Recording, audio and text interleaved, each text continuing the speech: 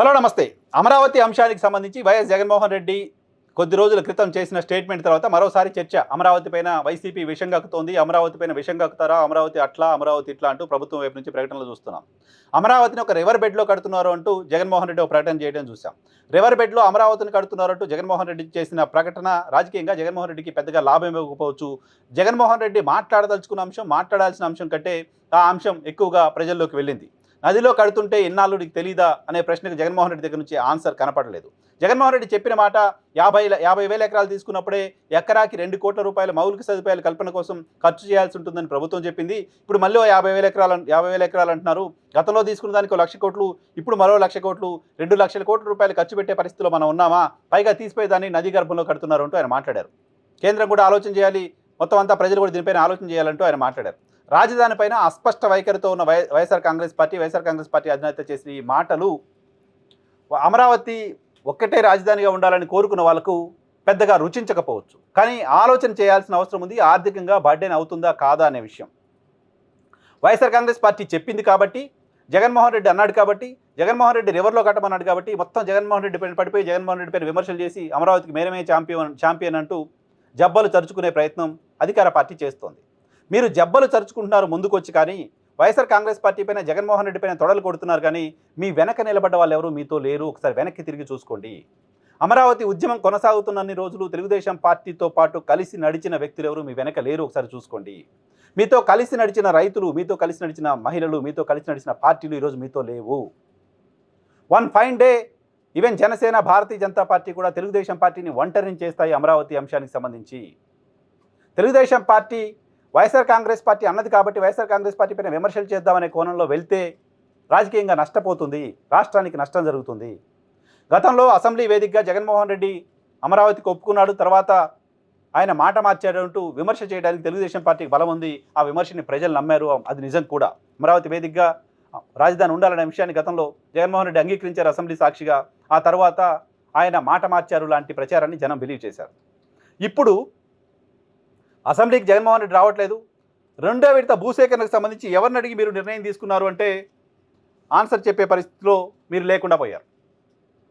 రెండో విడత భూసేకరణకు సంబంధించి జగన్మోహన్ రెడ్డి ఒప్పుకున్న కారణంగానే రెండో విడత భూసేకరణ జరిగింది అని చెప్పే పరిస్థితిలో ప్రభుత్వం లేకుండా పోయింది. ఎందుకంటే జగన్మోహన్ రెడ్డి అసెంబ్లీకి రావట్లేదు. అసెంబ్లీలో రెండో విడత భూసేకరణ అవసరమా లేదా అనే అంశంపైన ప్రభుత్వం చర్చే పెట్టలేదు. పార్టీలో ఒపీనియన్ తీసుకోలేదు. పార్టీల అభిప్రాయం ఏంటో తెలియదు. క్యాబినెట్లో డెసిషన్ తీసుకున్నారు, రెండో విడత భూసేకరణ అన్నారు, భూసేకరణ చేస్తున్నారు, రైతులు గుండె పగిలి చేస్తున్నారు అక్కడ. ఈ అంశం పైన ఇంత విమర్శలు వస్తున్నప్పుడు రాష్ట్రం భవిష్యత్తుకు సంబంధించిన అంశం కాబట్టి, రాష్ట్ర ప్రజలకు సంబంధించిన 2,00,000 కోట్ల రూపాయలు అక్కడ ఖర్చు పెడుతున్న అంశం కాబట్టి కనీసం అఖిలపక్ష సమావేశం పెట్టండి. గతంలో అమరావతి ఒకటే రాజధానిగా ఉండాలి అన్నప్పుడు మీతో పాటు కలిసి నడిచిన పార్టీలు, కమ్యూనిస్ట్ పార్టీలు, సిపిఐ, సిపిఎం పార్టీ అమరావతి ఒకటిగానే ఉండాలి, రాజధానిగా ఉండాలి అంటూ గతంలో రైతులు చేసిన ఆందోళనకు మద్దతు తెలిపాయి. ఆ పార్టీలను అడిగారా రెండో విడత భూసేకరణ సరైందా కాదా అని? వాళ్ళకి శాసనసభలో ప్రాతినిధ్యం లేకపోవచ్చు, ప్రజల్లో ప్రాతినిధ్యం ఉంది. ఓ రెస్పాన్సిబుల్ పొలిటికల్ పార్టీలు కదా. వైఎస్ఆర్ కాంగ్రెస్ పార్టీ ఒపీనియన్ కూడా అఫీషియల్గా ఎక్కడో చోట ఫిక్స్ చేయించండి. అసెంబ్లీకి వాళ్ళు రావట్లేదు, ఆల్ పార్టీ మీటింగ్ పెట్టి ఆల్ పార్టీ మీటింగ్లో వాళ్ళు ఏం చెప్తారో వినండి, దాన్ని ప్రజల సమక్షంలో ఉంచండి. కాంగ్రెస్ పార్టీ ఉంది, కాంగ్రెస్ పార్టీ కేంద్రంలో రేపొద్దున భారతీయ జనతా పార్టీకి ఆల్టర్నేట్గా ప్రభుత్వాన్ని ఫామ్ చేసే పరిస్థితి వస్తే కాంగ్రెస్ పార్టీ చేస్తుంది, తెలుగుదేశం వైఎస్ఆర్ కాంగ్రెస్ పార్టీ చేయవు కదా. సో కాంగ్రెస్ పార్టీని కూడా కమిట్ చేయించండి. కాంగ్రెస్ పార్టీ ఒపీనియన్ ఏంటో రెండో విడత భూసేకరణ పైన అడగండి. ఇంకా అనేక మంది ఆంధ్రప్రదేశ్ సంబంధించిన మేధావులు, అమరావతి ఉద్యమానికి సపోర్ట్ చేసిన వాళ్ళు, అమరావతి ఉద్యమంలో పార్టిసిపేట్ చేసిన వాళ్ళు, వీళ్ళందరినీ కూర్చోబెట్టి ప్రభుత్వం ఒక అఖిలపక్ష సమావేశాన్ని ఏర్పాటు చేసి రెండో విడత భూసేకరణకు సంబంధించిన ఆవశ్యకత ఏంటో చెప్పి వాళ్ళని ఒప్పించి, లేదా వాళ్ళు ఏమైనా సలహాలు సూచనలు ఇస్తే తీసుకుని, వాళ్ళ సలహాలు ఏమైనా పనికొచ్చేలా ఉంటే వాటిని వాడుకొని, అందరూ ఆలోచించేది రాష్ట్రం కోసం, రాష్ట్ర భవిష్యత్తు కోసం. రాజధాని అక్కడే ఉండాలి, డెవలప్ అయి ఉండాలి, ఓ నగరం ఉండాలి, ఓ గ్రోత్ ఇంజిన్ ఉండాలి ఆంధ్రప్రదేశ్ కానీ కదా. అందరూ ఆలోచన అదే కదా, కాస్త అటు ఇటుగా అందరూ కోరుకునేది అదే కదా. అసెంబ్లీకి జగన్మోహన్ రెడ్డి రాడు కాబట్టి మేము అనుకున్నది చేసేస్తాం. ఎవరైనా అమరావతి పైన విమర్శలు చేస్తే జగన్మోహన్ రెడ్డి పైన దాడి చేస్తాం. మీతో పాటు కలిసి అమరావతి ఉద్యమంలో నడిచిన పార్టీలు ఈరోజు మీకు మద్దతు ఇవ్వట్లేదు. మీతో పాటు కలిసి అమరావతి రాజధానికి మద్దతుగా 5 ఏళ్ళు పనిచేసిన కాంగ్రెస్ మీతో లేదు, 5 ఏళ్ళు పనిచేసిన సిపిఐ, సిపిఎం మీతో లేవు, ఇంకా చాలా చిన్న చిన్న పార్టీలు మీతో లేవు. వాళ్ళందరూ ఎందుకు లేవో ఒకసారి లేరు ఆలోచన చేయండి. ఉద్యమం చేసిన నాయకులు చాలామంది మీతో లేరు, వాళ్ళందరూ ఎందుకు లేరో ఆలోచన చేయండి. అక్కడ అమరావతి రైతులకు సంబంధించిన అంశం పైన రైతులు మాత్రమే కాదు, రైతులు మీరు చేసుకునేది ప్రైవేట్ అగ్రిమెంట్ కాదు, రాష్ట్రానికి మొత్తానికి సంబంధించిన ఇష్యూ. రేపొద్దున భవిష్యత్తులో ఏం జరిగినా ఎవరు ఏం మాట్లాడారు అనే దానిపైన ఒక రికార్డు ఉంటుంది కదా.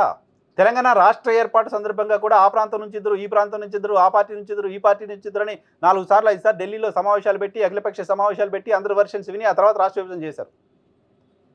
సో కన్సెన్సస్ జరిగినట్టు కనపడాలి కదా. రెండో విడత భూ సేకరణ పైన అటువంటి కన్సెన్సస్ జరిగినట్టు ఎక్కడ కనపడుతున్నాయి? జరగాల్సిన అవసరమే లేదా? లేదు 2 లక్షల కోట్లు 3 లక్షల కోట్లు ఖర్చు పెడుతున్నారని జగన్మోహన్ రెడ్డి ఆరోపణలు చేస్తున్నారు. ఆ ఆరోపణలు నిజమా కాదా ప్రభుత్వం కనీసం మిగతా పార్టీలనే పిలిచి చెప్పాల్సిన బాధ్యత ఉంటుంది కదా.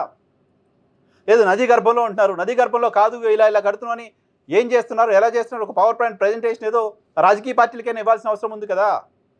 జగన్మోహన్ రెడ్డికి బాధ్యత లేదు, నేను ప్రతిపక్ష నాయకుడు హోదా ఇవ్వలేదు కాబట్టి అసెంబ్లీకి రాను అంటున్నాడు.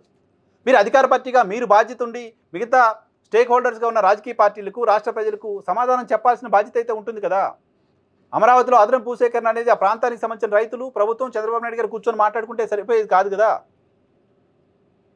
కనీసం మీ పార్టీకి సంబంధించిన 164 మంది ఎమ్మెల్యేలకు, మీ కూటమికి సంబంధించిన 164 మంది ఎమ్మెల్యేలకైనా అక్కడ అదనపు భూసేకరణ ఎందుకు చేస్తున్నాం, ఎందుకు చేయాల్సి వస్తుంది, ఏం చేస్తున్నాం, ఏం చేయబోతున్నాం అనేది తెలియాల్సిన అవసరం ఉంది కదా. గతంలో ప్రభుత్వం వైసీపీ సర్కార్ పోవాలి, చంద్రబాబు సర్కార్ ఏర్పాటు కావాలని కోరిన ఏబి వెంకటేశ్వరరావు లాంటి వాళ్ళు, అమరావతి ఉద్యమానికి మద్దతుగా ఉన్న సీనియర్ పొలిటీషియన్ వడ్డే శోభనాద్రీశ్వరరావు లాంటి వాళ్ళు భూసేకరణ వ్యతిరేకిస్తున్నారు. వాళ్ళు ఎందుకు వ్యతిరేకిస్తున్నారో గతంలో మిమ్మల్ని సమర్థించి, మీరే అమరావతి కడతారని భావించి మీ ప్రభుత్వం రావాలని కోరుకొని అటువంటి నాయకులు ఇప్పుడు మీరు చేస్తున్న పనులను తప్పుపడుతుంటే ఎందుకు తప్పుపడుతున్నారు, మీ బాధ ఏంటి, మీ మీ అనుమానాలు ఏంటి అని ప్రభుత్వం వైపు నుంచి అడగాల్సిన అవసరం లేదా?